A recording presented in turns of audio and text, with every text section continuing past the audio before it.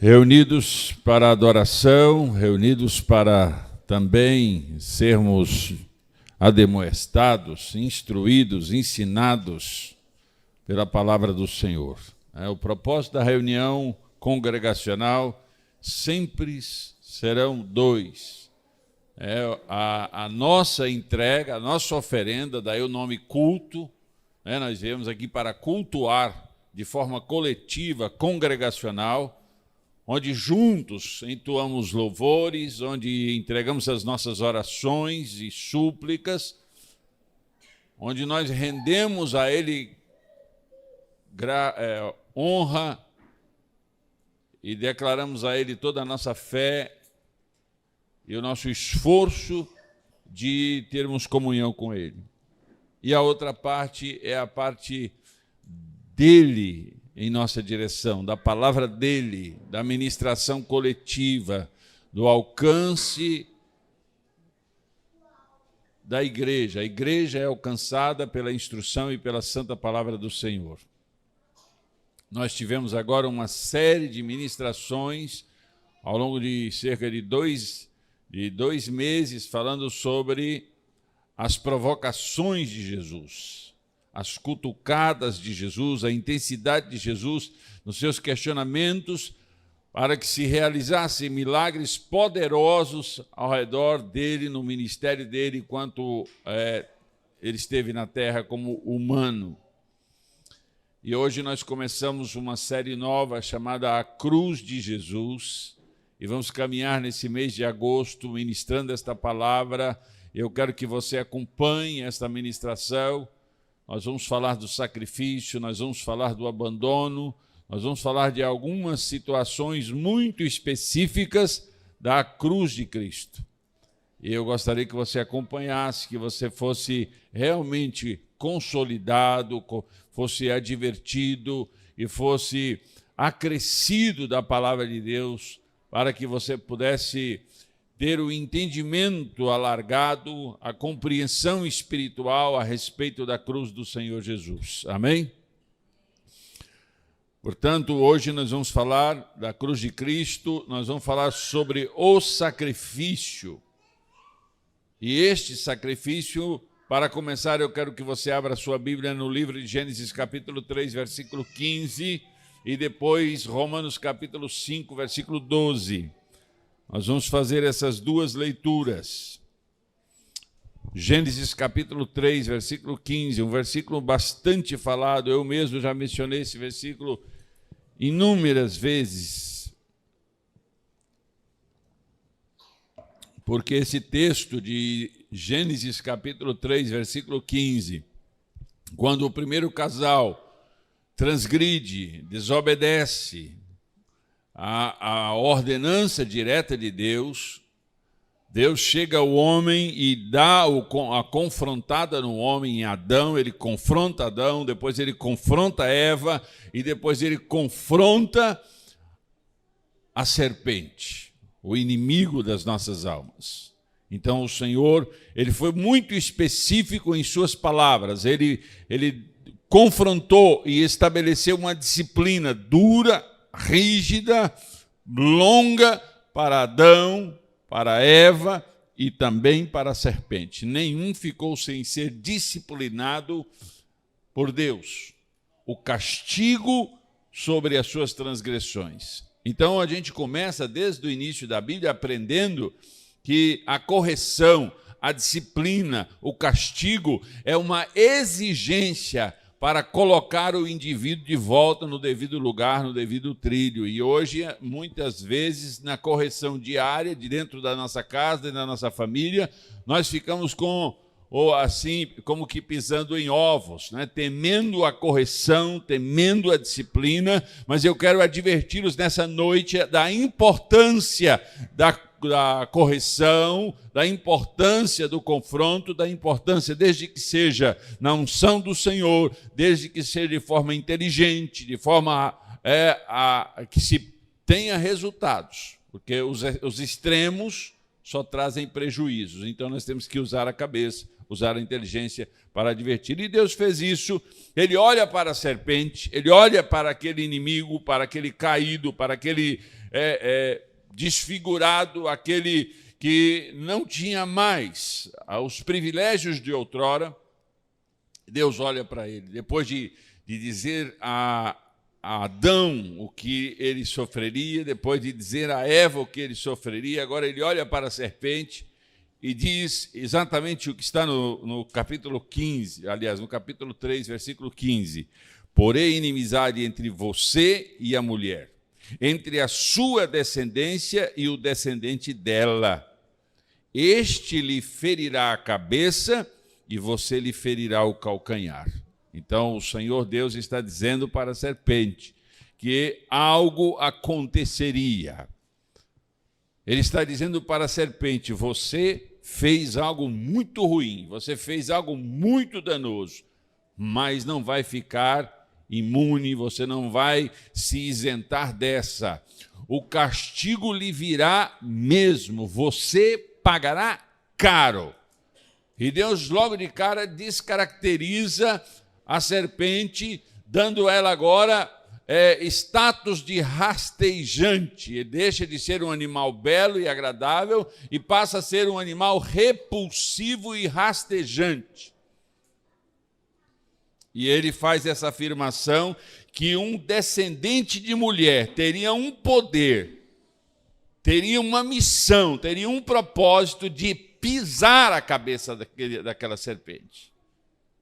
Ele disse: é fato que você vai ferir-lhe o calcanhar, mas a sua cabeça será esmagada.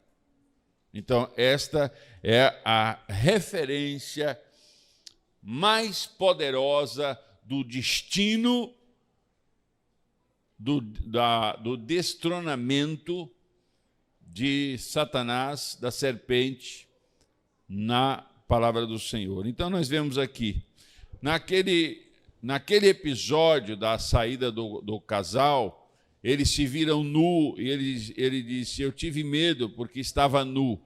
Então, o que ocorre? A Bíblia diz que Deus faz vestimentas de peles de animais para aquele casal. Então, para cobrir provisoriamente, para tapar provisoriamente e para extirpar provisoriamente a vulnerabilidade daquele casal, Deus sacrifica um animal. Ele sacrifica um animal e veste aquele casal com a pele daquele animal que foi sacrificado. Então, o primeiro ponto do sacrifício do Senhor, na arrancada, na largada do propósito e do direcionamento de Deus, o que ele faz? Ele denuncia já o caráter do seu propósito, do seu plano, daquilo que ele tinha em mente para gerações futuras. Um animal foi sacrificado para que, momentaneamente, a vulnerabilidade daquele casal, a mais vulnerável de todas, que é a vulnerabilidade da intimidade, fosse coberta pelas vestes daquele animal. Então, logo de cara, na morte espiritual, na transgressão daquele casal, um animal foi sacrificado. Logo em seguida, no capítulo 3, versículo 15, o que ocorre? Ele já está anunciando a sentença ou anunciando um novo ferimento. Alguém deveria ser ferido para que aquela serpente perdesse a força e perdesse toda a empáfia natural daquela transgressora, daquele transgressor. Então, essa promessa de justiça, essa promessa de retaliação, essa promessa de confronto estabelecido foi para a serpente. O Senhor disse isso no versículo 15, capítulo 3, versículo 15. Agora, o que está escrito em Romanos capítulo 5, versículo 12? Romanos 5, 12, o apóstolo Paulo, e aí na linguagem de hoje, ele apresenta a seguinte expressão: o pecado entrou no mundo por meio de um só homem, e o seu pecado trouxe consigo a morte. Como resultado, a morte se espalhou por toda a raça humana, porque todos pecaram. Então, no capítulo 5, versículo 2 de Romanos, o apóstolo Paulo está reafirmando aos discípulos e aos eventuais leitores desse texto que todos agora são pecadores, porque alguém lá atrás, um único homem transgrediu, e por conta dessa transgressão, a morte alcançaria todos. Este é um fato bíblico inquestionável. Deus sentenciou, e eu já falei aqui para vocês, no episódio Família Ideia de Deus, eu disse para vocês que quando aquela família ouve sobre essa morte, está tudo bem, eles saíram de um condomínio luxuoso e ficaram desconfortáveis, mas eles deram o jeito deles, e eles eram criativos, Deus deu ordem de governança, de multiplicação, então eles foram à luta, né? Ralaram o peito, suaram muito para conquistar as coisas. Mas em um dado momento, não sabemos quantos anos depois, num dia terrível e nefasto, num dia tenebroso demais, o irmão levanta a mão contra o outro irmão e mata alguém do seu sangue. Aquele dia, irmãos, foi o pior dia pós-jardim. Aquele dia foi o decreto de morte, que Deus disse assim: quem comer certamente morrerá. E a serpente tinha dito: não vai morrer. Agora aquela família estava vendo diante de si a morte que foi dita que ocorreria. Então, eles não tinham nenhuma referência de morte, eles não tinham nenhuma descrição de morte, eles não sabiam, não vivenciaram, não tinham registros na sua alma, no seu espírito, não havia nenhuma memória de dores tão violentas quanto aquela estabelecida pela entrada da morte. E eles viram aquilo, e eu tenho certeza, irmãos, eu não estava lá, mas conhecendo o ser humano como conheço, eu tenho certeza que aquela desgraça que se abateu foi tão terrível, foi tão danosa para aquele casal. Mas a convivência deles uns com os outros, o arranjo que eles tiveram que fazer emocionalmente, o arranjo que eles tiveram que fazer para reconstruir o processo de sobreviver entre todo o mal que tinha sido engendrado através das suas transgressões. Então, este casal, conversando entre si,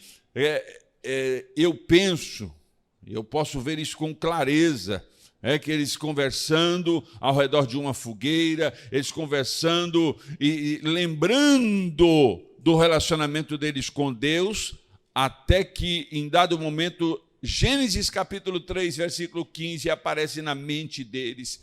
Eles se lembraram de que Deus havia dado um destino para a serpente, mas ele tinha dado também um propósito para a mulher.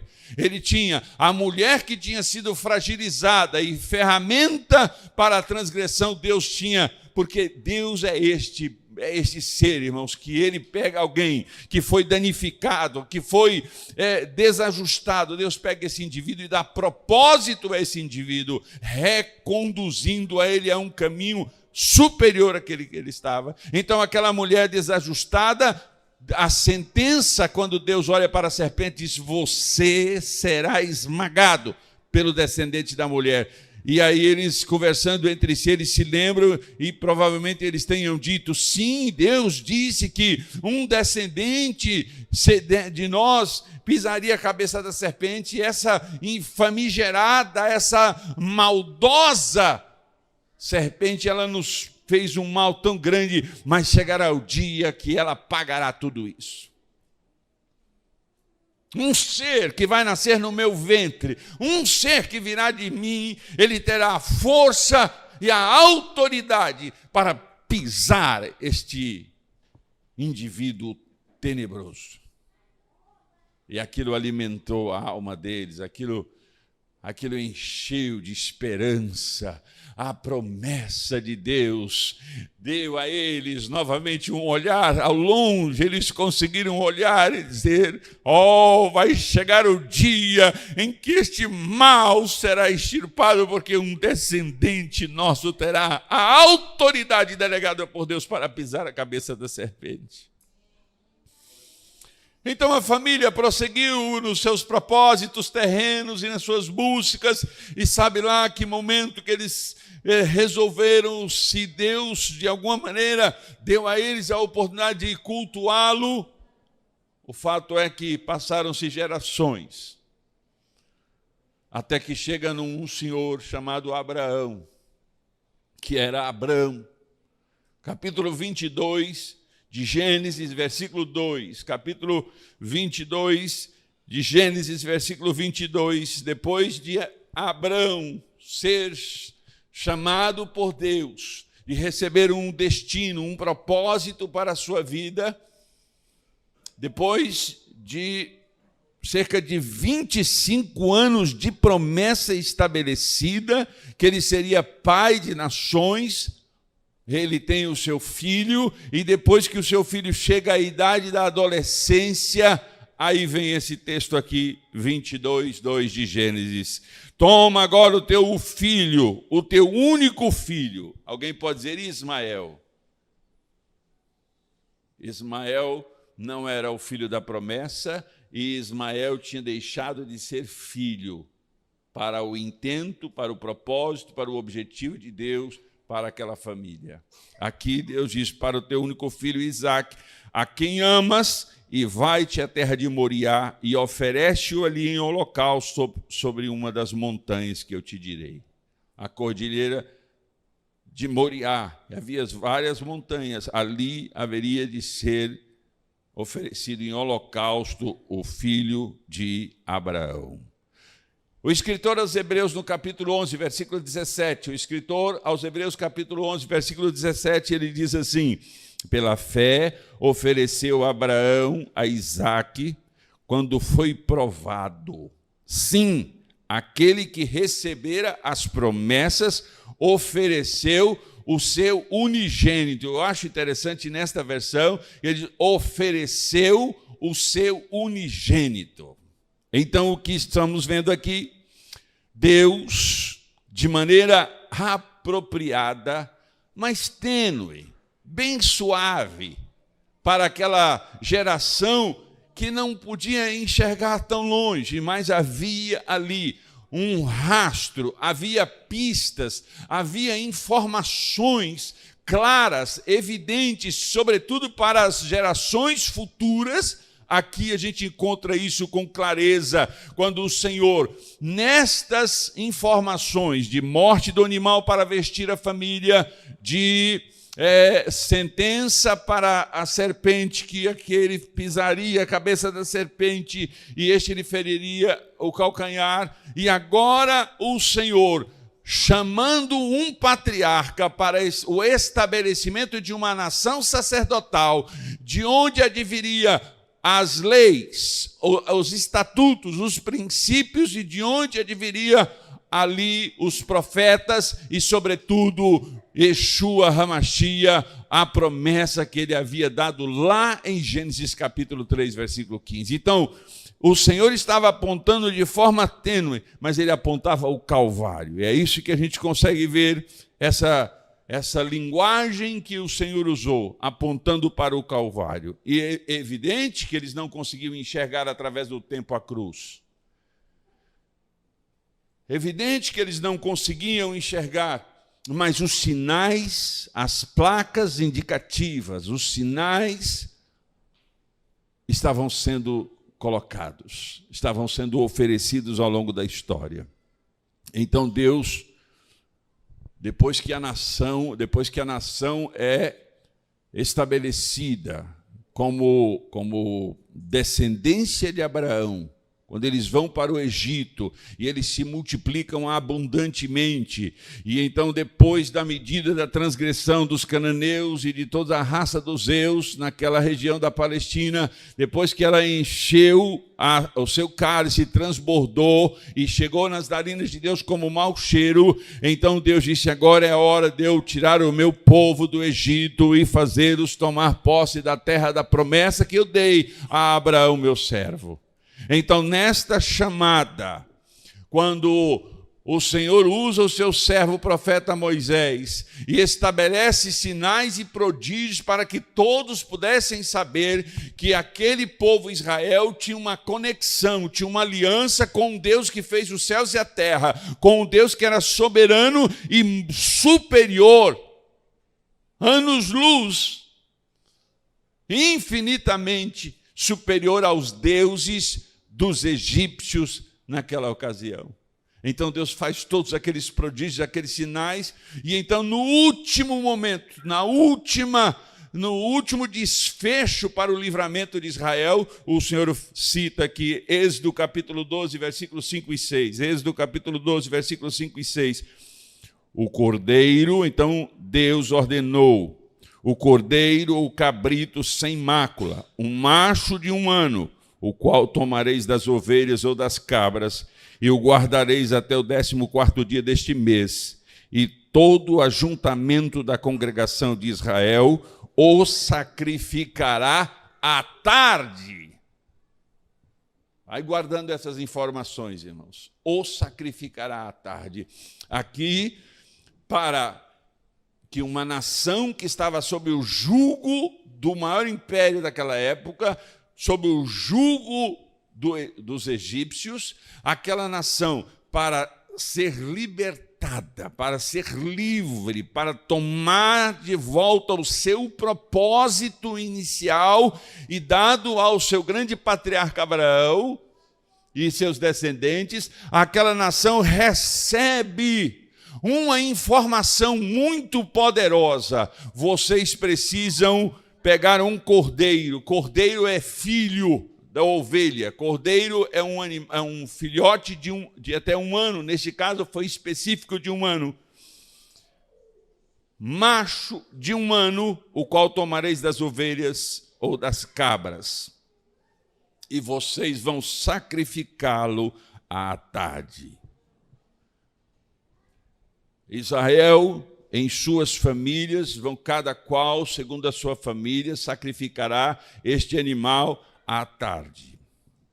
E ocorre esse sacrifício, eles pegam o sangue, passam nas ombreiras das portas, e então vem o anjo destruidor, e então mata todos os primogênitos do Egito, e Israel se livra. Daí o nome Pessá, porque aquele anjo passou por cima das casas dos israelitas e não entrou para a destruição e para a morte daquelas famílias. E eles saem livres, porque aí Faraó diz: eu não aguento mais, leva esse povo embora, sai daqui com esse povo. O coração daquele povo se tornou generoso, eles deram joias, eles deram vasilhas, panelas, entregaram tudo, e eles saíram do Egito caminhando e louvando o nome do Senhor, com uma coluna de nuvem durante o dia e uma coluna de fogo à noite. Deus estava presente no meio do seu arraial, cumprindo o seu propósito inicial, quando ele apontou e disse para a serpente, olhando na cara da serpente, dizendo: vai acontecer isso, eu tenho um destino para você, e o destino que eu preparei para você está ligado à mulher. E então o Senhor começou a pontilhar, a desenhar, a executar de forma lenta, mas poderosa, o seu plano, o plano que ele tinha elaborado.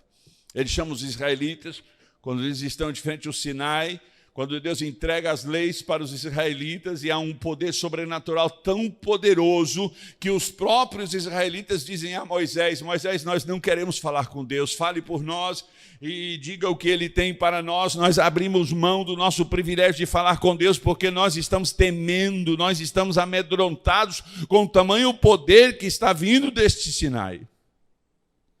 Deus estabelece as leis, E então, Êxodo capítulo 29, versículo 39, Êxodo capítulo 29, versículo 29, um cordeiro oferecerás pela manhã e outro cordeiro oferecerás à tarde. Depois de várias informações úteis, legislativas, as leis estavam sendo dadas para os israelitas em dado momento. O Senhor fala, agora eu quero que vocês façam isso.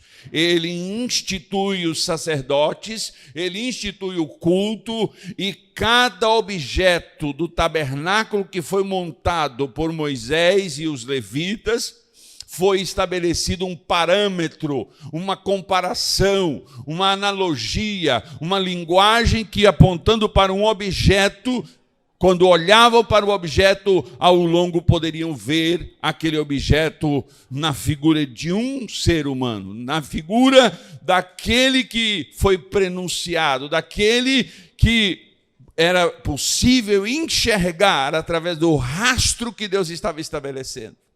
Então Deus diz para os israelitas, vocês ofereçam um cordeiro pela manhã e outro cordeiro oferecerás à tarde.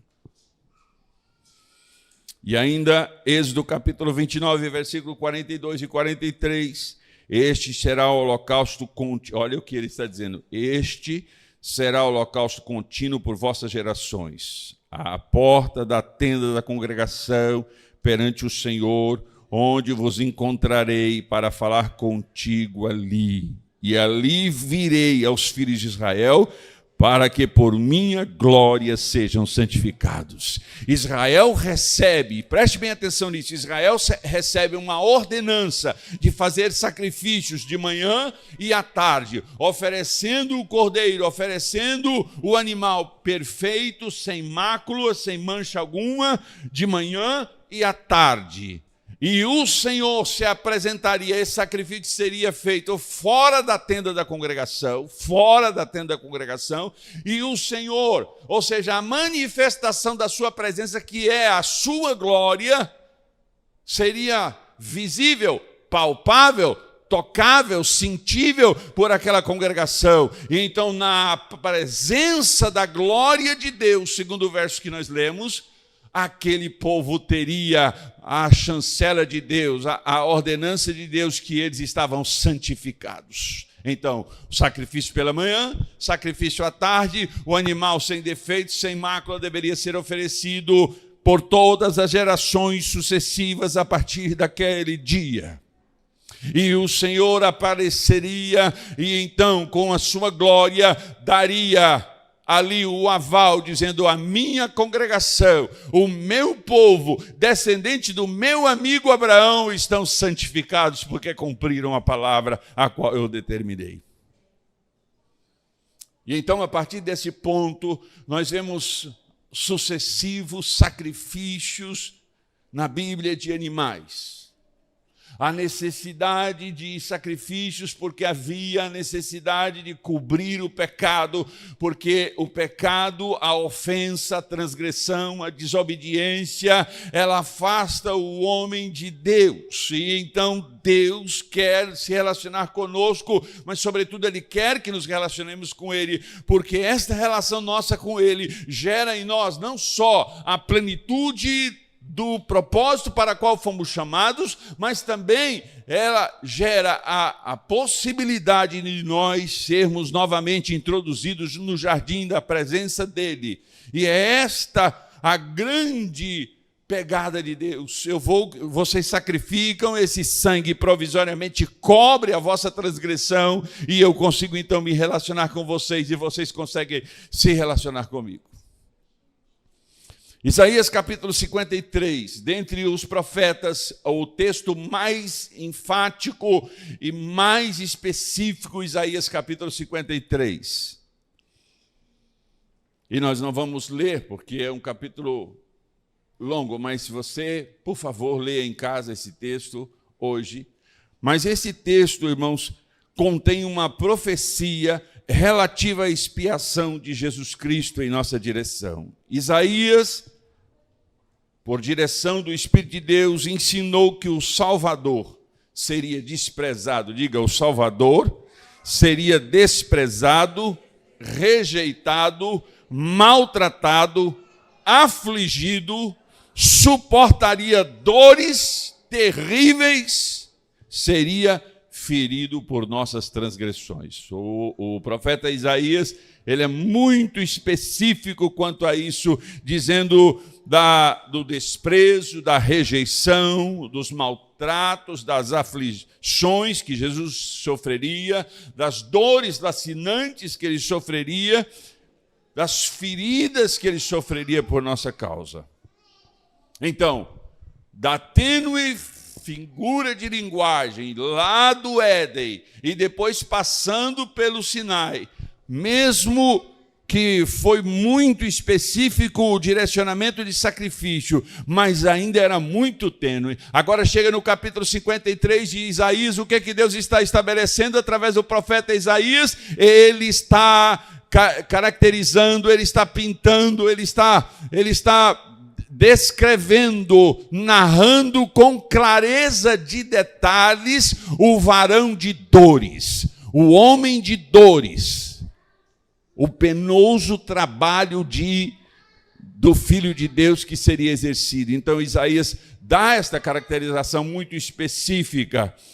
Salmo capítulo 22, você pode ler o Salmo 22 de 1 ao 18, ou você pode ler alguns trechos mas ele diz assim, o Salmo 22, irmãos, é o salmo onde contém uma das frases mais icônicas do Calvário.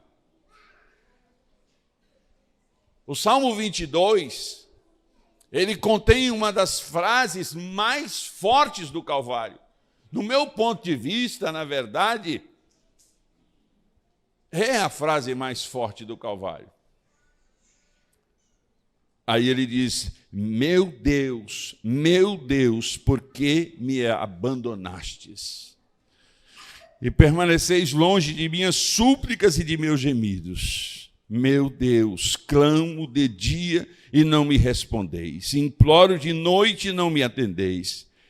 Eu, porém, sou um verme, não sou um homem, o opróbrio de todos e a abjeção da plebe. Todos os que me veem zombam de mim, dizem, meneando a cabeça.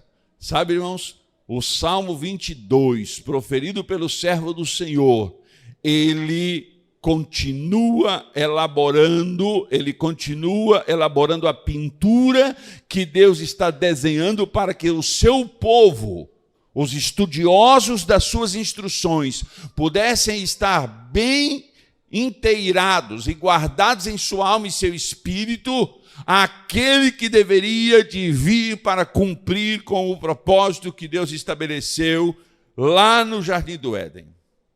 Profeta Zacarias, capítulo 12, versículo 10. Profeta Zacarias, capítulo 12, versículo 10.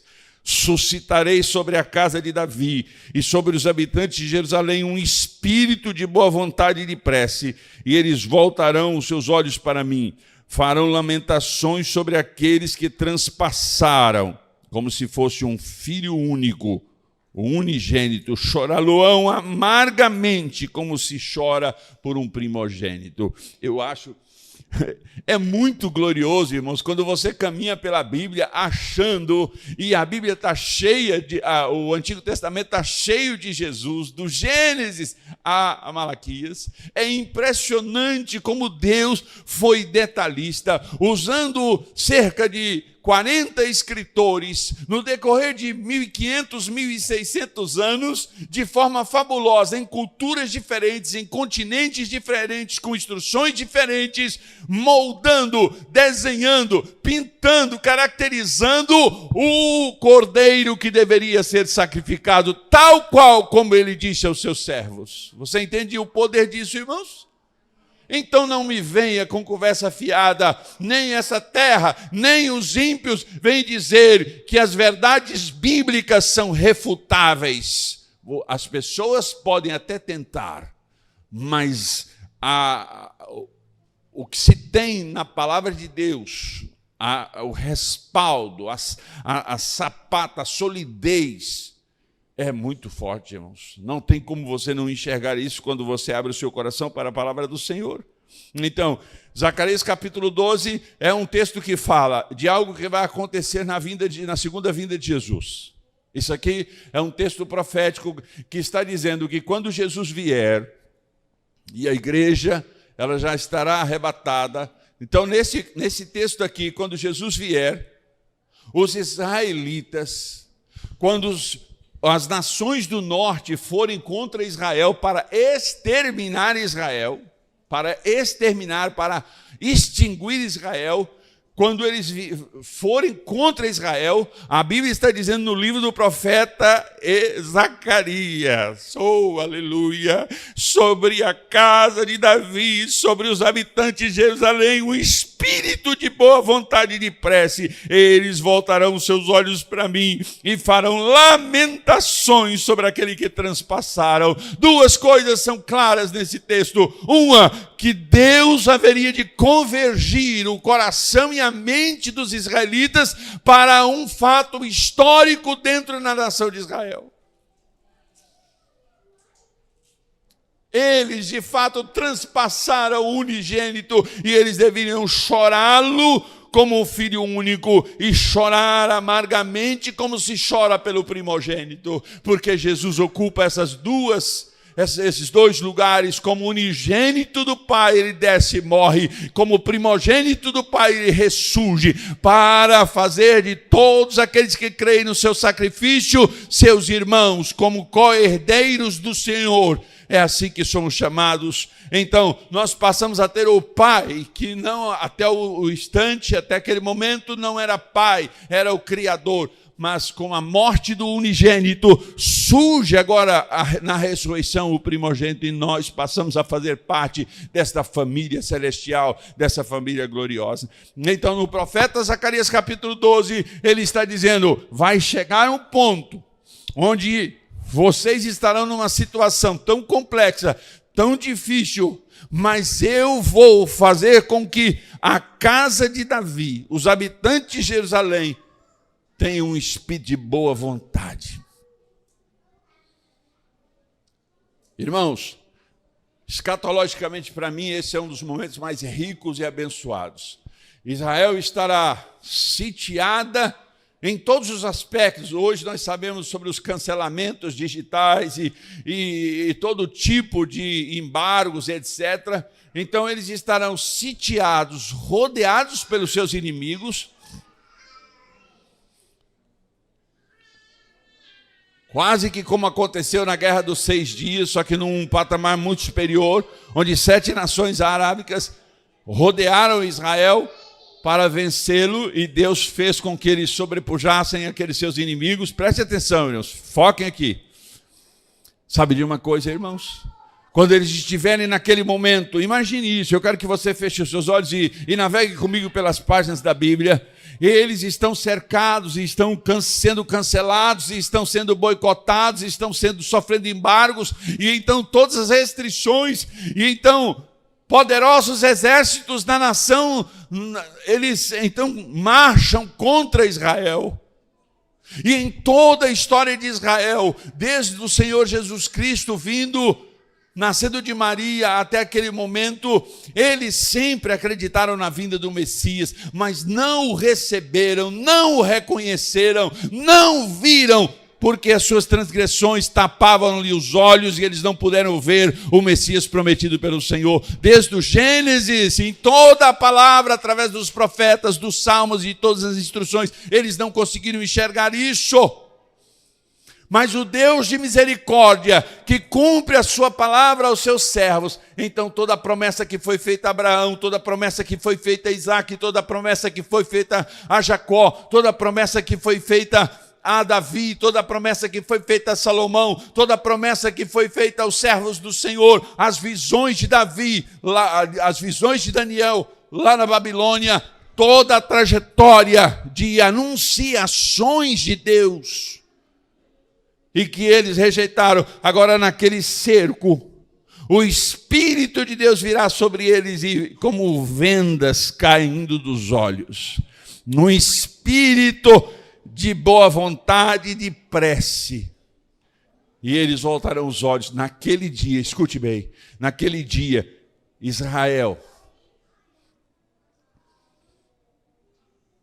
como nação, como povo, reconhecerá que Jesus Cristo, aquele que foi crucificado no primeiro século da era de Cristo, é o Messias prometido. Irmãos, haverá um pranto, haverá um choro tão grande, porque é como se fosse o filho único. E eles chorarão como se fosse o filho único, mas chorarão amargamente como se fosse o seu primogênito. A esperança e a cultura daquelas pessoas no primogênito. Então, quando eles olham para esta revelação, para esse espírito de boa vontade, Israel gritará e chorará absurdamente, os seus corações compungidos por aquele espírito de boa vontade, aquele coração. Deus dará a eles essa motivação.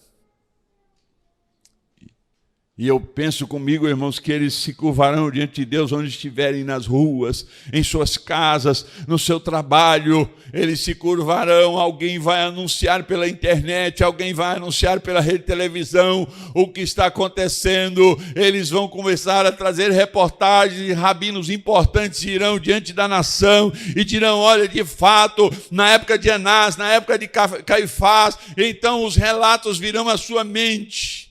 Naquela hora, irmãos, sabe o que acontecerá naquela hora? O Senhor Jesus virá para defender Israel. Então, o que eu quero mostrar para vocês é que aqui é uma profecia de Zacarias, capítulo 12, que mostra a segunda volta do Senhor Jesus para modificar a história de Israel, mas também no mesmo texto mostra que esse Cristo, que esse Senhor foi transpassado, ou seja, a evidência do seu sofrimento e da sua aflição. O Salmo 34, versículo 20, diz que ele seria executado, mas nenhum de seus ossos seria quebrado. E você, não sei se já sabe dessa informação, mas era comum entre os soldados romanos, quando eles crucificavam as pessoas, para acelerar o processo de morte, eles quebravam a perna dos crucificados, porque eles então morreriam asfixiados. E quando eles foram para o lado de Jesus para fazer isso, ele já estava morto. Então o Salmo 34, versículo 20, confirmando João capítulo 19, versículo 33 ao 36. O sacrifício foi anunciado como uma exigência. E aí eu quero que você entenda isso agora, irmãos. Não deixe sua mente ser distraída. Eu quero que você entenda que a exigência do sacrifício foi anunciada. E ela foi anunciada com uma única razão, para que a justiça de Deus fosse cumprida. O Senhor, em Ezequiel, capítulo 18, versículo 4, ele diz que a alma que pecar, essa morrerá. Diga comigo, a alma que pecar, essa morrerá. E as pessoas não entendem, irmãos, que morrer aqui são dois sentidos, espiritualmente e materialmente. Mas a morte, ou seja, a transgressão em qualquer nível, ela faz o indivíduo separar-se de muitas coisas, de relacionamentos. Então é uma morte, na verdade, em 3 níveis. E que a gente vê isso claramente. E a palavra do Senhor, o anúncio do sacrifício.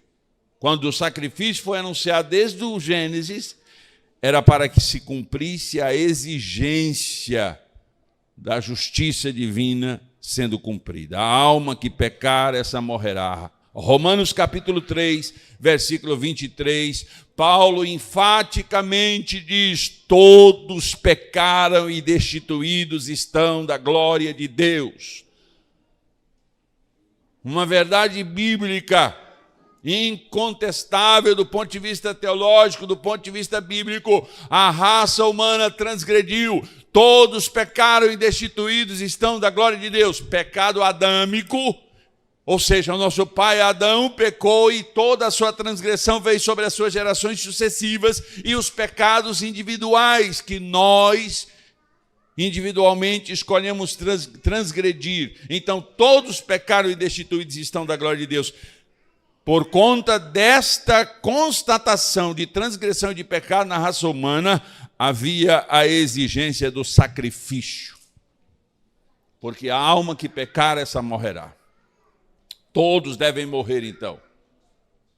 Todos devem ser fulminados. Deus deu 2 exemplos clássicos disso na Bíblia, que é no tempo de Sodoma e Gomorra, quando ele extirpa aquela cidade, porque a transgressão daquela cidade chegou a tal ponto que ele estava entojado com a transgressão e destruiu Sodoma e Gomorra. Na época de Noé, a Bíblia diz que aquele povo estava tão transgressor. Eles não respeitavam nenhuma instituição, não respeitavam nada. Eram assassinos vorazes, eram libidinosos, eles eram transgressores de carteirinha. E Deus disse: eu vou destruir todo mundo. E então ele salvou aquele Noé e sua família. Todos os demais foram destruídos. 2 exemplos clássicos de que a transgressão provoca a morte. A alma que pecar, essa morrerá. Romanos 3, 23, todos pecaram e destruídos estão da glória de Deus. Você está entendendo o que eu estou falando, irmão? A verdade é que quando olhamos para a Bíblia, nós devemos reconhecer uma coisa: todas as práticas de sacrifícios legais instituídos por Deus foi uma lembrança permanente de que todo pecado exige-se um sacrifício para a reposição do indivíduo ao seu lugar social. Todo pecado da sociedade de Israel, das pessoas de Israel, como nação, anualmente o sumo sacerdote oferecia por si mesmo e por toda a nação, mas diariamente, pela manhã e à tarde, havia esses sacrifícios para que a glória do Senhor pudesse se aproximar daquele povo e considerá-los santificados. Então o povo judeu, na sua prática religiosa, já sabia que o pecado exigia a morte. É isso que nós vemos na palavra do Senhor. Então, o mandamento de oferecer sacrifícios de animais aos israelitas, ele não poderia terminar diferente. O escritor aos Hebreus apresenta isso. Apresenta o Senhor Jesus como sumo sacerdote, mas também como sacrifício perfeito, permanente, eterno, único, que comportava a exigência, que cumpria a exigência de Deus. Então, todos os sacrifícios durante séculos na vida de Israel, todas as informações de Salmos e da Torá e dos profetas, todas as informações concernentes a sacrifícios por conta da transgressão, era uma coisa muito real, palpável e constante na vida dos israelitas. Aí a gente vê aqui, quando chega nos evangelhos, Jesus reúne os seus apóstolos, e algumas vezes ele fala de sua morte e eles não entendem. Algumas vezes ele cita textos do Antigo Testamento e eles não compreendem. A mente deles estava tão no natural. O desejo deles de extirpar o domínio romano era tão poderoso, era tão forte, que impedia com que eles enxergassem os textos bíblicos da forma correta. Os sacerdotes, o sumo sacerdote, eles não tinham compreensão do que estava acontecendo, porque eles estavam tão focados no natural. Jesus em Mateus capítulo 17, versículo 22 e 23, Jesus em Mateus capítulo 17, o que Jesus fala aqui? O Filho do Homem deverá ser entregue e morto. Jesus usou essa expressão, o Filho do Homem deverá ser entregue e morto. E eles não capturaram isso, eles não entenderam isso. Jesus, biblicamente, Jesus Cristo, Filho de Deus, encarnou como humano. E a Bíblia fala em todas as afirmações do Novo Testamento, e mesmo afirmações do Antigo Testamento que aponta para Yeshua, o aponta como perfeito, como pleno, como capaz de cumprir com a exigência de Deus. Ele, Jesus, decidiu se entregar para ser morto em nosso lugar. João capítulo 1, versículo 29. João capítulo 1, versículo 29. Olha que maravilha, irmãos. Lá estava João Batista pregando e falando do reino de Deus que se aproximava. Lá estava João Batista anunciando. Ele era aquele que deveria vir antes daquele que foi sempre anunciado.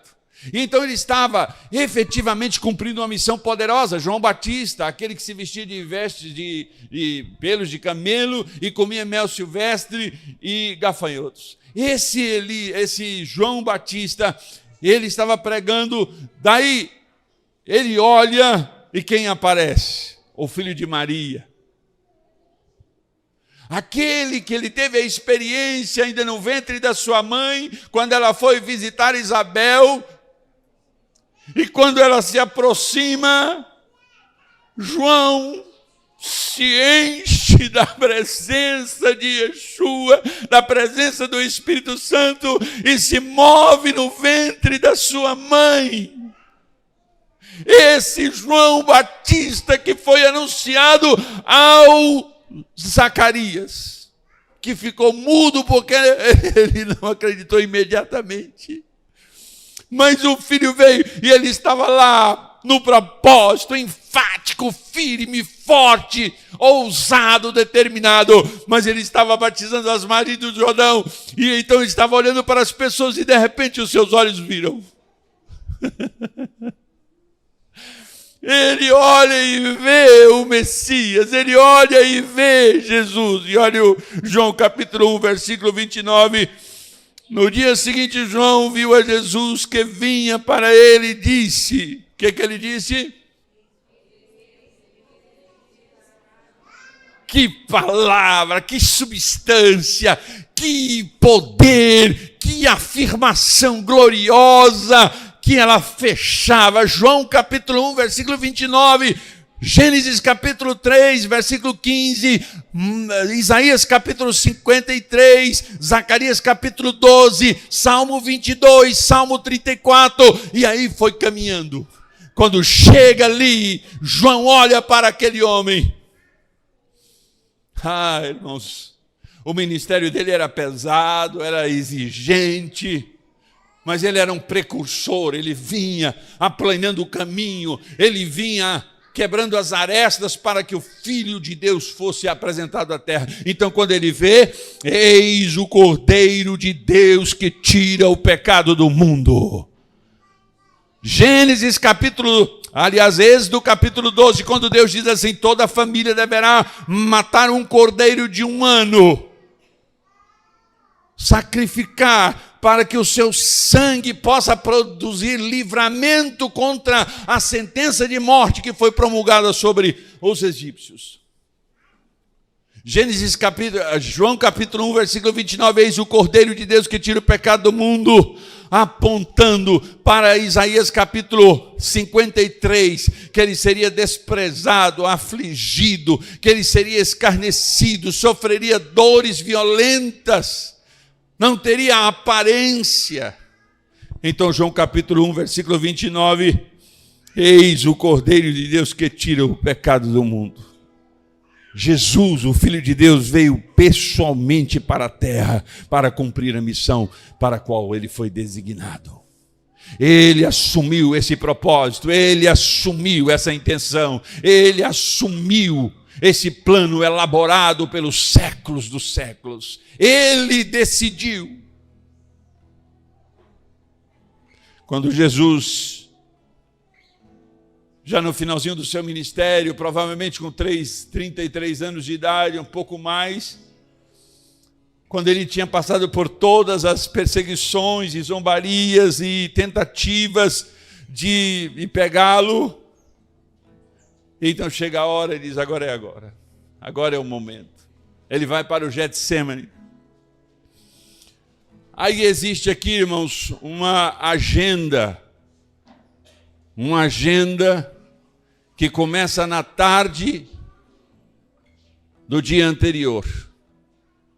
E a refeição, o Senhor tinha tomado refeição com seus discípulos, e depois ele vai para o Horto das Oliveiras, ele vai para o Jardim do Getsemane, e você sabe que o Jardim do Getsemane é um lugar onde eles tiravam o óleo das azeitonas, das olivas. E o processo era um processo extremamente doloroso do ponto de vista para os veganos atuais, né? Porque ele tinha que amassar, ele tinha que triturar, ele tinha que fazer sofrer aquela frutinha, azeitona, para extrair o óleo. Foi naquele lugar de sofrimento, no Horto das Oliveiras, Jesus segue com seus discípulos e ele diz para os seus discípulos: nós precisamos estar em oração e em vigilância, vamos orar. Ele deixa um grupo de discípulos aqui, então ele deixa o outro grupo de discípulos aqui e ele vai para a oração. Então ele segue para esse lugar, talvez por volta das 21 horas.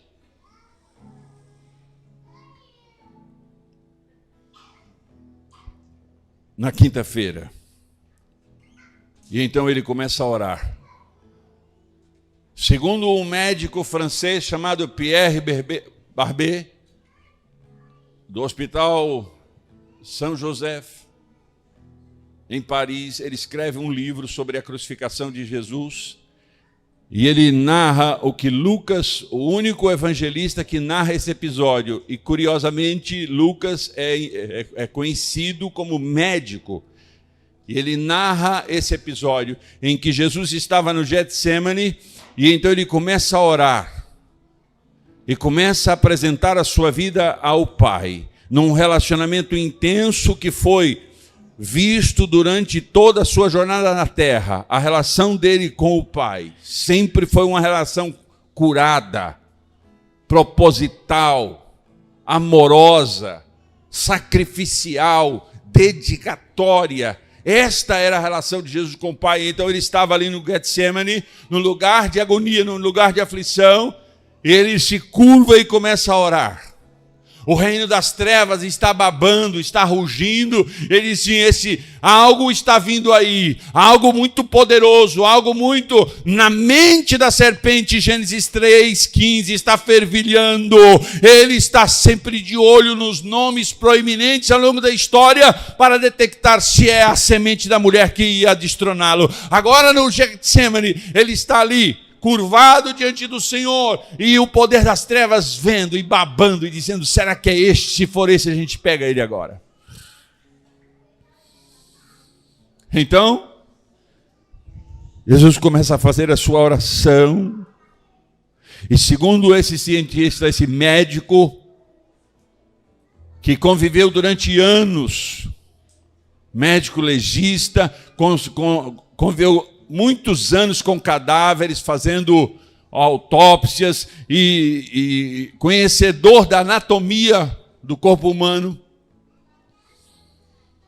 Ele diz, ele fala com ênfase sobre esse episódio. E quando Jesus estava ali,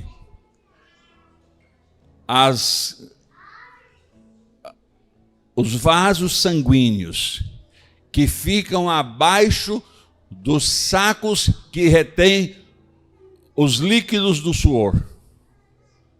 São milhões no nosso corpo.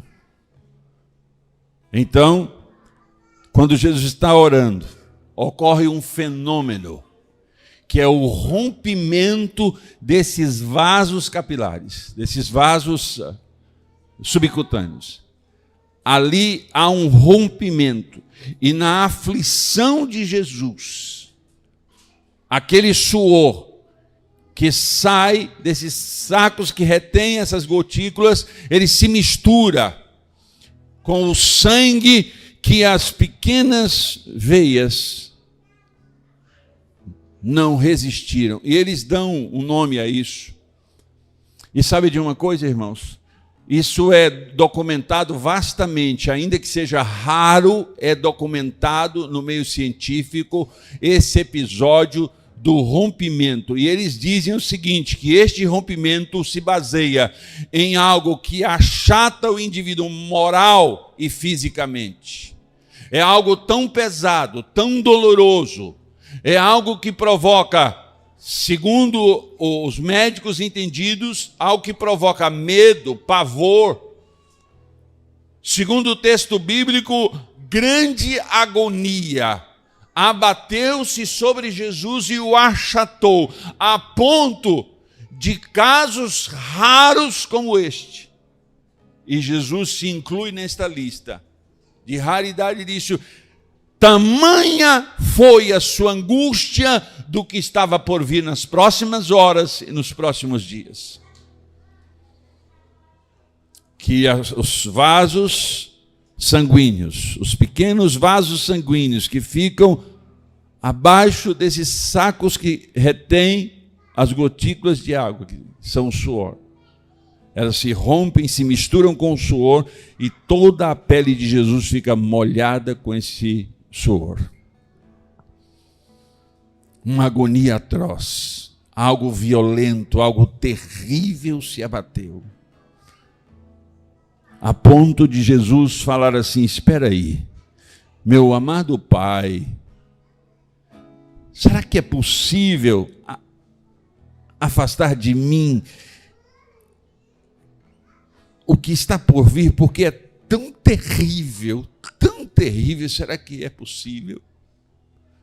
Mas o senso de responsabilidade, o senso de comprometimento e a interação e a ligação e a unidade dele com o Pai, tamanha é que ele abre mão da sua vontade e diz: sim, Senhor, é a tua que vai prevalecer. Mas ele está exausto naquela hora. O seu corpo foi passado por uma agonia tão grande que os pequenos vasos sanguíneos se rompem. Segundo este médico, este raro fenômeno provoca uma hipersensibilidade na pele. Por toda a pele onde ocorreu o fenômeno, ocorre uma hipersensibilidade. E sabe de uma coisa, irmãos? Isso é só o início, porque isso aqui é em torno, quando ele chega no horto, em torno de 21 horas da quinta-feira, e ele chega nessa hora da oração por volta das 22 horas. Por volta das 23 horas, Judas chega e entrega Jesus com o beijo do traidor. A 0 hora, Jesus é preso pelos soldados romanos e pelos soldados do Sinédrio, os soldados do templo. Então Jesus, na verdade aqui, pelos soldados do templo, e quando Jesus é conduzido a Anás, o sacerdote. E eles já estavam sedentos, eles já esperavam isso. E logo em seguida, ele é apresentado a Caifás, o sumo sacerdote, que era alguém dentro do Sinédrio que poderia tomar decisões mais definitivas.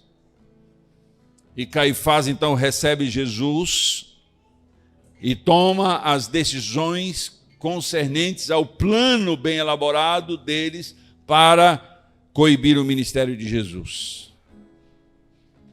Nesta hora, a interação dos discípulos que fugiram, que saíram de perto de Jesus, inclusive Pedro, que no primeiro momento arranca a orelha de um dos soldados, quando Jesus já no Sinédrio, diante de Caifás, diante de Anás, naquele interregno, foi quando Pedro é descoberto por alguns que estavam ali, e aquela movimentação noturna atípica, porque o Sinédrio não poderia julgar à noite.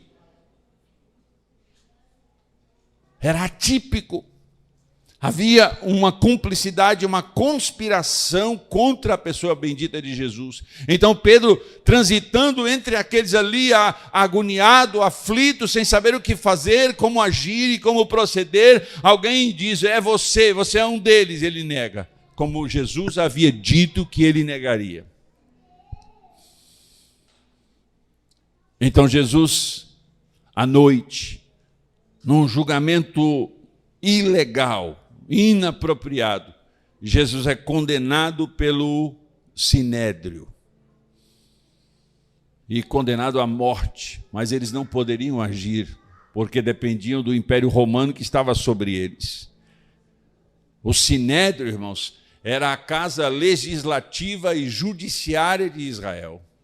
O Sinédrio era de onde partia as diretrizes para as ações de relacionamento uns com os outros e com Deus. Era uma casa legislativa, mas também judiciária de Israel, o Sinédrio. E eles pegam esse Jesus que eles haviam dentro desse Sinédrio, de forma ilegal, condenado ele à morte, mas eles não poderiam cumprir isso, porque haveria retaliações severas contra eles. Eles precisavam da anuência do Império Romano. Escute, você está aprendendo Bíblia, irmão, então preste atenção no que eu estou falando. Jesus é conduzido a Pilatos. Quem era Pilatos? Um governador romano, enviado por Tibério. Tibério era o imperador romano e enviou o governador, o Pôncio Pilatos, que se tornou governador da Judéia.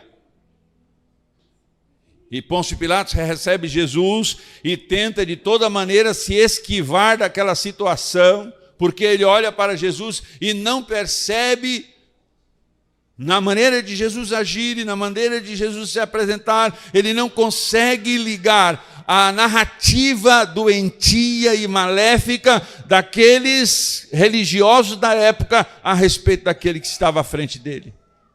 Então, ele astutamente manda que o levem a Herodes. Esse Herodes é Antipas, filho do Herodes o Grande. Herodes Antipas recebe Jesus. Herodes, ele é um tetrarca, ele é um governador da região da Galileia e Pérea, outra região de Israel. E levam ele estava próximo, e levam ele a Herodes. Jesus, diante de Herodes, há todo um jogo de cintura, um esquiva para lá e um esquiva para cá, e Herodes, astutamente, ele devolveu a batata quente para Pilatos. E então, Jesus, por volta das 7 horas da manhã, é devolvido a Pilatos. E aí Pilatos se vê numa encruzilhada e diz, agora eu preciso agir, eu sou governador, eu sou enviado de Roma. E eles disseram, olha, esse camarada, ele diz que é o nosso rei, e é o rei de todos. Então ele conflita com o Império Romano, e aí surge na mente dele, esse indivíduo pode ser um problema grande para mim agora. Eu vou aproveitar toda essa intervenção da liderança de Israel e vou cumprir com o que eles estão querendo, não é o que eu quero, mas o que eles querem. Mas ele conhecia as leis de Israel e sabia que próximo à festa, nós estávamos falando da festa da Páscoa, justamente, eu quero que você preste atenção nisso, irmãos. A descrição, Jesus nasce na festa de tabernáculos, por volta de setembro, outubro. Jesus tabernaculou entre nós, a época em que ele nasce.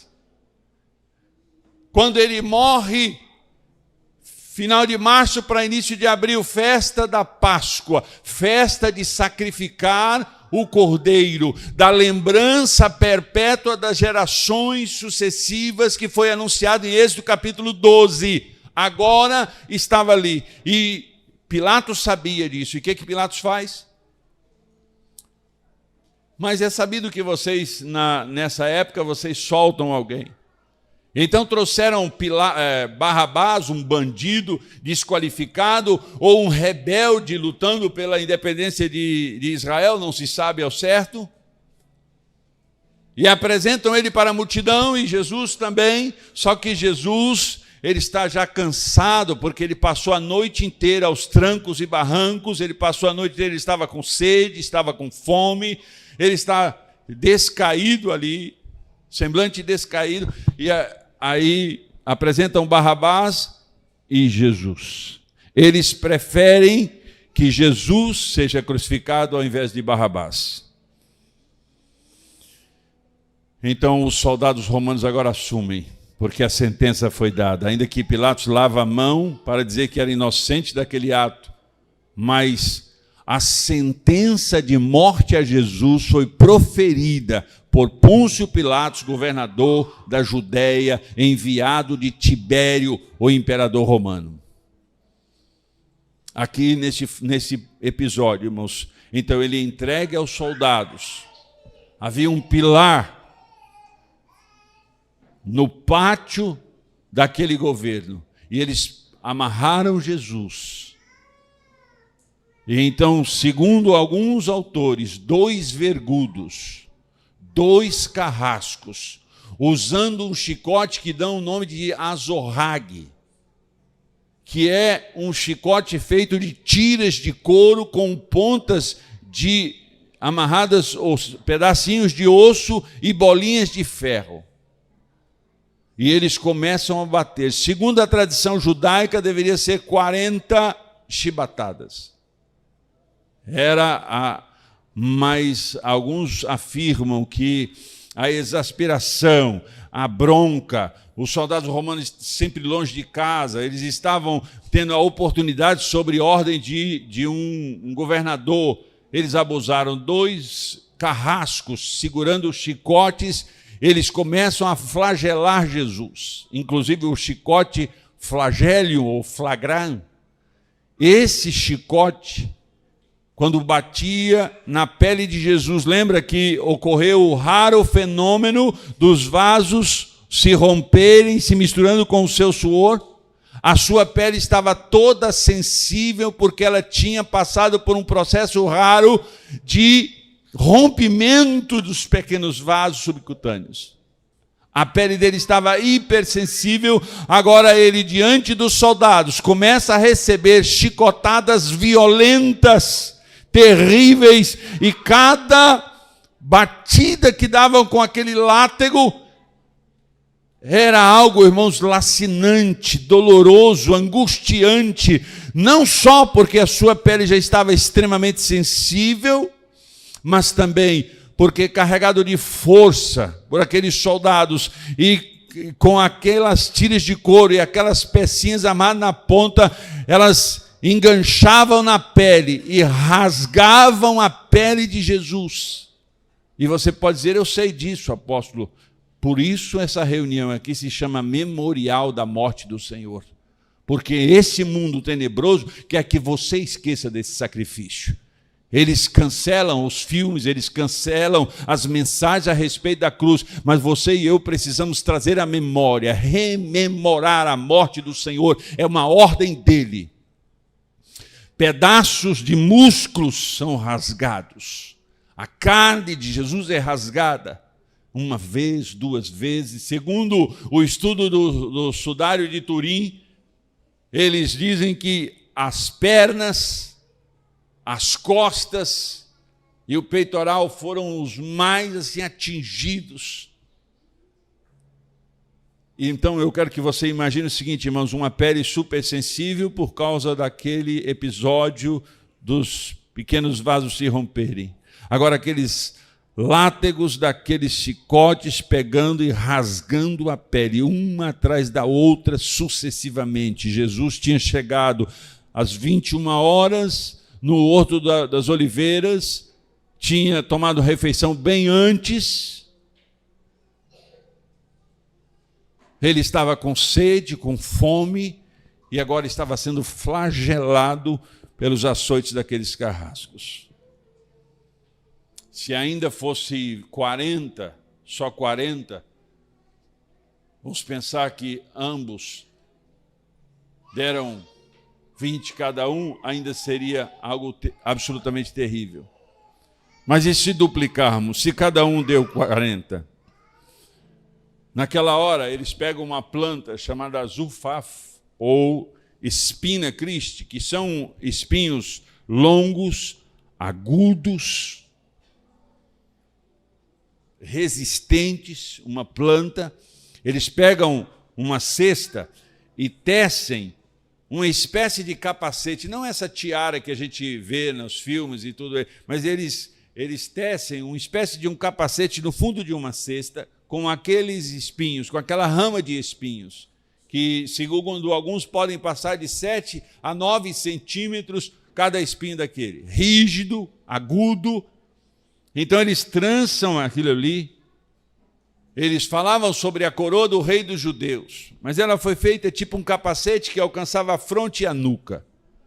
E todo cirurgião sabe que há muito derramamento de sangue no couro cabeludo.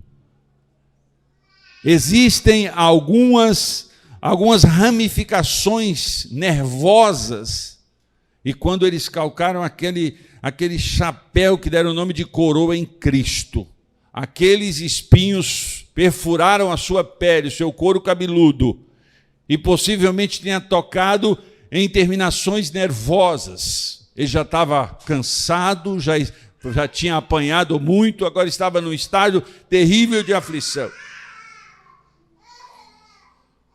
Foram horas a fio. E sabe, irmãos, quando chega por volta das 11 horas,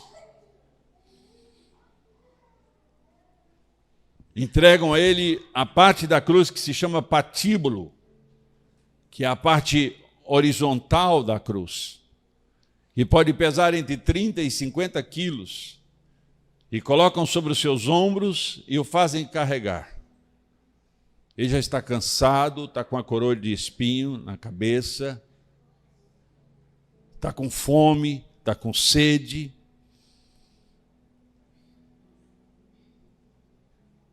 Aqueles apóstolos que estavam longe, os discípulos que conheciam Jesus, que sabiam do amor, da generosidade, eles olharam para Jesus naquele estado terrível. Quando aqueles homens colocam aquele pesado madeiro, sabe, irmãos, quase um saco de cimento, por volta de um saco de cimento sobre os ombros de Jesus. As suas pernas, todas maltratadas, todas rasgadas, tudo sangrando, pedaços de carne soltando. E ele então pega aquela cruz e ele tem que seguir por cerca de 600 metros. Alguns dizem que cerca de 600 metros foi a caminhada de Jesus, onde ele apanhou até chegar no Calvário, no Gólgota. Palavra em aramaico que quer dizer lugar de cruz ou lugar de crucificação. Gólgota. Cerca de 600 metros. E ele começa a carregar, mas o peso está grande, ele está cansado, o seu corpo está exaurido.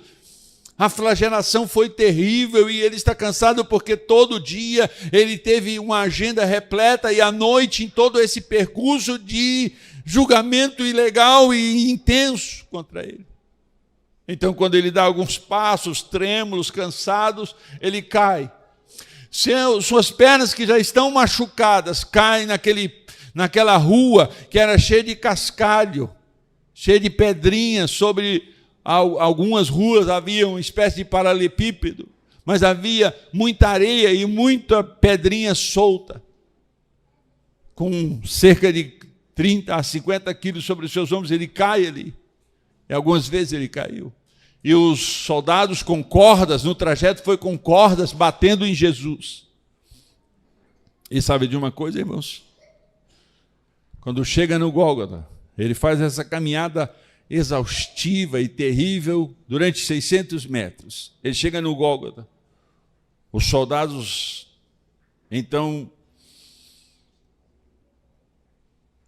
tiram as vestes de Jesus. Só que no percurso, o sangue, que já estava, muita parte do corpo, o sangue já tinha ressecado, coagulado, e grudado o linho, que era uma túnica de linho, e vocês já grudaram gases na sua feridinha e foi tirar, e vocês sabem a dor que é tirar uma gase de uma feridazinha, e aquele pano de linho que grudou na pele de Jesus, agora chegam os soldados e despojam, e arrancam a veste dele.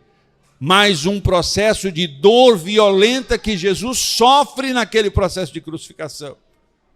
Quando aquele tecido é arrancado abruptamente, fazendo com que Jesus sentisse mais dores ainda. Segundo alguns, às 13 horas, há o diálogo com o bom ladrão, e o ladrão diz: Senhor, eu quero entrar no teu reino. E sabe, irmãos, quando nós reconhecemos o reino de Deus, Ele nos coloca no paraíso. Quando nós aceitamos a governança dele, Ele nos devolve ao paraíso, que é o lugar da promessa de Gênesis capítulo 3, versículo 15. A mesma promessa caminhou, tracejou todo esse percurso ao longo de centenas de anos. Então, Jesus, já cansado, em todo o processo de sacrifício, ele conversa e apresenta sua mãe a João, e João a sua mãe. E sabe, irmãos, às 9h da manhã ele é colocado nessa trajetória. O sacrifício da manhã, às 9 da manhã, lá de Êxodo, capítulo 29 e 39. E agora, às 15h, no sacrifício da tarde, conforme a determinação de Jesus aos israelitas, lá no livro de Êxodo. Às 15h, o Cordeiro de Deus que tira o pecado do mundo morre. Na sua fala, e a fala mais enfática e terrível, foi exatamente o que ele sentiu no Getsemane, quando o seu corpo entra em fadiga absurda e rompe-se esses vasos, ele estava ali antevendo a ruptura de uma relação eterna. Temporariamente ele haveria de ficar longe de Deus.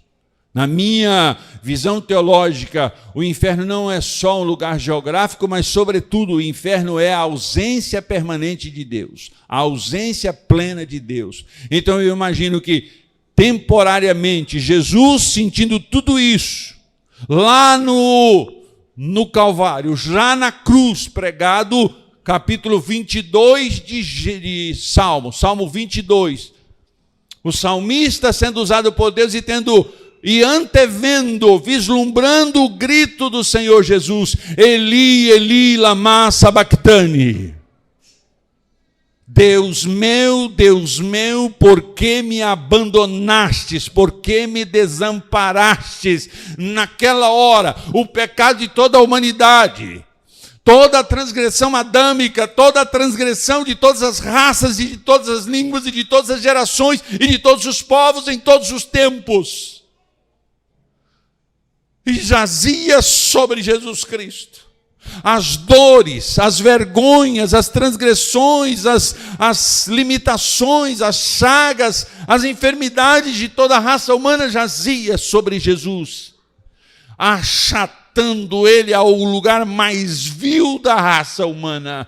A abjeção, a desfiguração maior que alguém pode ser, que é o oposto da semelhança de Deus, que é o oposto da imagem de Deus, é ali o que o profeta Isaías fala, que ele é homem de dores e desfigurado, que não tinha aparência agradável aos olhos. Ali estava o retrato das dores e de sofrimento, no ápice desta agonia lacerante.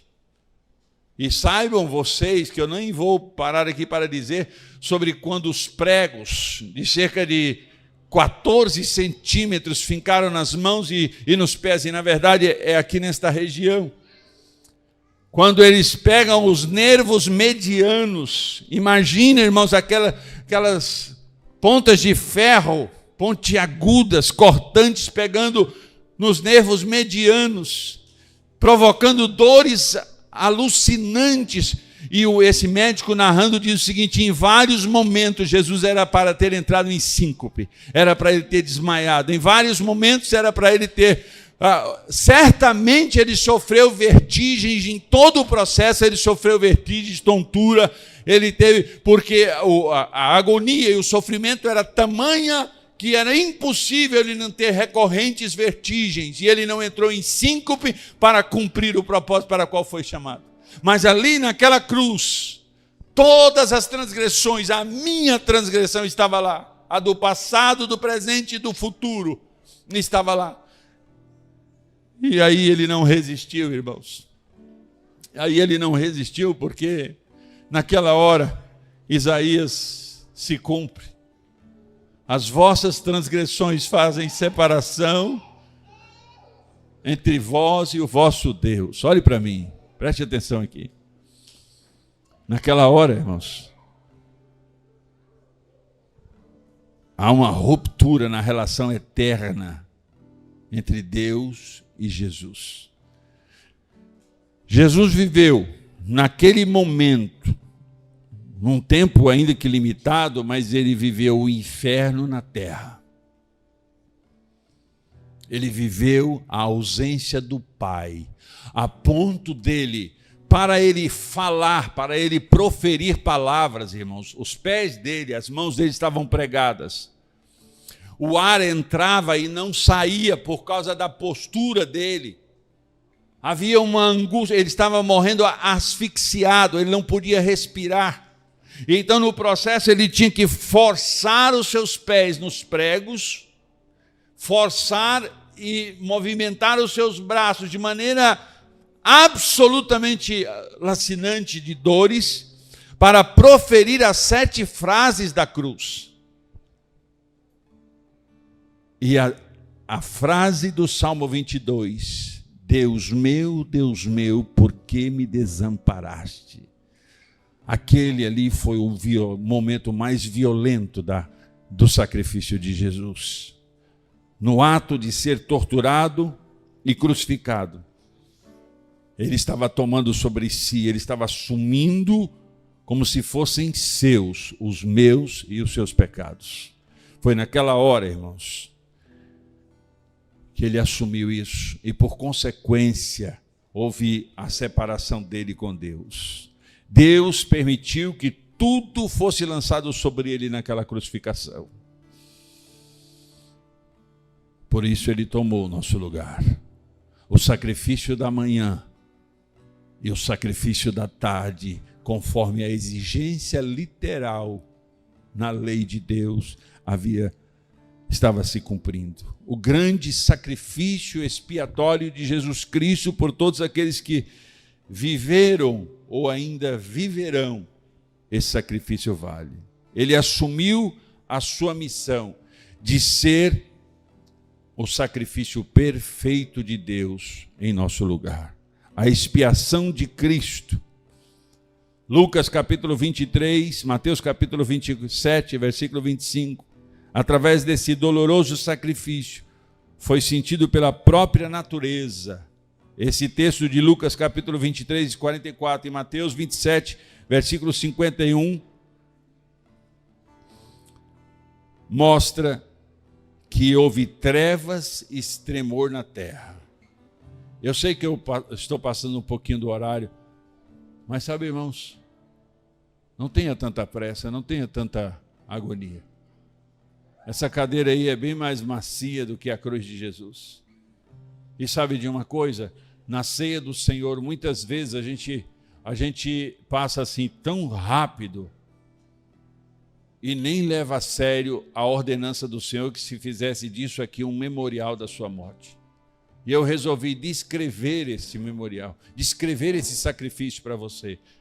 Mostrar para você que desde o Gênesis até o presente momento, o sacrifício foi não só anunciado, não só foi elaborado dentro de uma lei que dava aos judeus a capacidade de visualizar isso constantemente, até chegar na cruz. A igreja hoje, por conta da palavra do Senhor Jesus, a ordenança da ceia, diga comigo, a ordem foi dada. A ceia do Senhor é um memorial da morte do Senhor. Ele diz que anunciamos a sua morte até que ele venha. O sacrifício de Jesus, doloroso, terrível, na exigência da justiça de Deus, a nossa transgressão adâmica e pessoal foi punida por um cordeiro sem defeito, sem mácula. Este foi o sacrifício pelo meu e pelo seu pecado. E este sacrifício cumpriu todos os requisitos exigidos por Deus para que se cumprisse a sua justiça. E aí eu quero fechar esta palavra lembrando a você que a nossa mente é bombardeada constantemente por relativismos, por desconstruções, para gerar uma demência na igreja, na humanidade, uma demência abjeta, danosa, que nos impede de ver não só o Cristo histórico com constatações históricas, reais da existência do Cristo, como também as constatações espirituais da existência desse Cristo. O que esse bombardear do Deus desse século faz? Ele não conseguiu impedir o sacrifício, agora ele quer anular o poder do sacrifício na sua mente, na minha mente. Ele quer diluir o poder desse sacrifício, ele quer relativizar este sacrifício, ele quer desconstruir este sacrifício, o relegando a um episódio histórico, o relegando a um momento distante, a um filme, a uma cena contada por anciãos ao redor de uma mesa. É isso que ele quer que tenhamos em mente, essa demência coletiva. Nós precisamos, eu e você, rememorar. Diga comigo, eu preciso rememorar, eu preciso ativar a minha mente, o meu espírito, as minhas emoções. Eu preciso estar com as minhas percepções naturais e espirituais ativas para dar o devido valor ao sacrifício, ao maior e mais poderoso sacrifício. Inúmeros homens haviam sido crucificados em longo período da história da humanidade, sobretudo naquele período, mas somente o sacrifício do Galileu, somente o sacrifício do Cristo, somente o sacrifício do Cordeiro anunciado por João foi que dividiu a humanidade em dois tempos, antes e depois de Cristo. Só foi este sacrifício que deu à igreja o poder de ser a mensageira,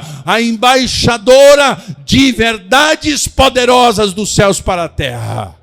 O mundo quer calar a voz do Espírito Santo na minha e na sua mente, anulando o poderoso sacrifício de Jesus. Olhe para o seu irmão e diga: nós precisamos, como igreja, rememorar intelectual e espiritualmente o que ocorreu. E o que ocorreu? O sacrifício perfeito. À tarde, o sacrifício da tarde. Nós precisamos entender de uma vez por todas, irmãos. Deus não manda você para o inferno. Deus não te destina para o inferno. Deus não te destinou para a desgraça. Mas eu posso escolher entre aceitar o sacrifício e o plano bem elaborado de Deus através dos séculos para viver e para adentrar ao jardim do qual eu fui expulso. Porque lá no jardim o Senhor disse: serpente, você sofrerá as consequências. A mulher dará à luz um filho e ele vai lhe ferir a cabeça. Agora, João 1,29 aponta: eis aí o Cordeiro de Deus que tira o pecado do mundo. João 3,16, Deus amou o mundo de tal maneira que deu seu Filho unigênito. O que está expresso na palavra. Eu e você precisamos disso, irmãos. Por favor, fique de pé.